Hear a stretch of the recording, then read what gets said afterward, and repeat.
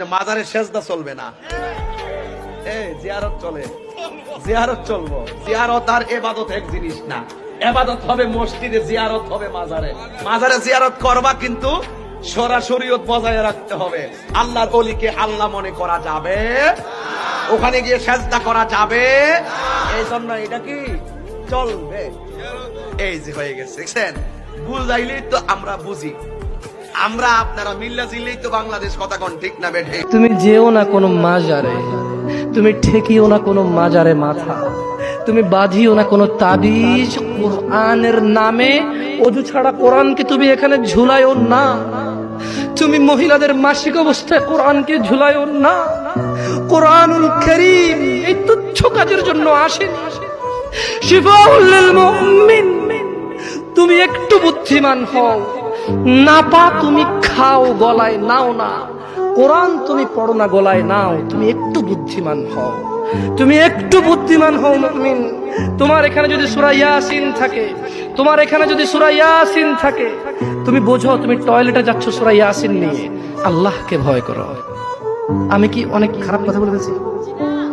Please ক্ষমা করে দিন, আমি ছোট মানুষ, আমি ছোট মানুষ, আপনাকে বিরুদ্ধে তো বলতে আসি না। আল্লাহর কসম, আমরা মাজার জিয়ারত করি, মাজার সিজদা করি না।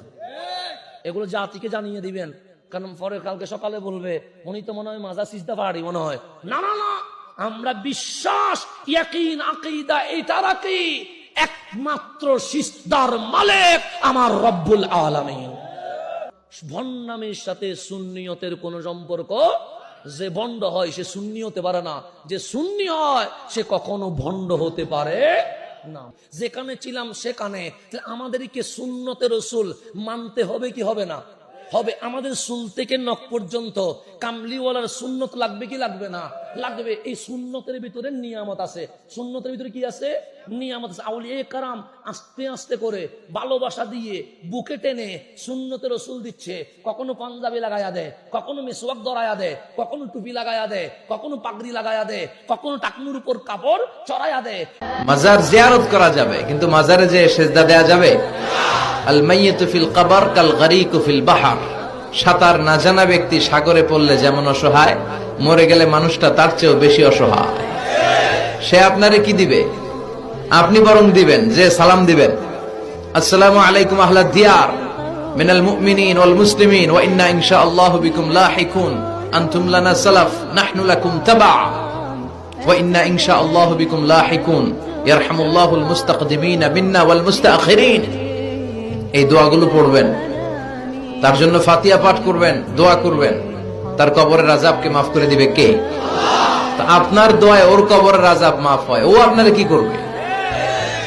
এগুলো না বুঝে লোকজন মাজারে যে লাল শালু দেয়, আগরবাতি দেয়, মোমবাতি দেয়, ছাগল দেয়, গরু দেয়, টাকা দেয়, পয়সা দেয়। আছে না নাই?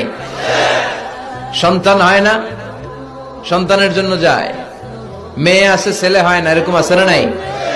মাজারে গেলে সন্তান পাওয়া যায়, মাজারে না গেলে সন্তান পাওয়া যায় না। সন্তান দেয় কে?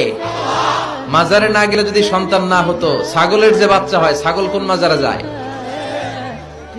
গরুর যে বাচ্চা হয়, গরু কোন মাজারে মানত করে?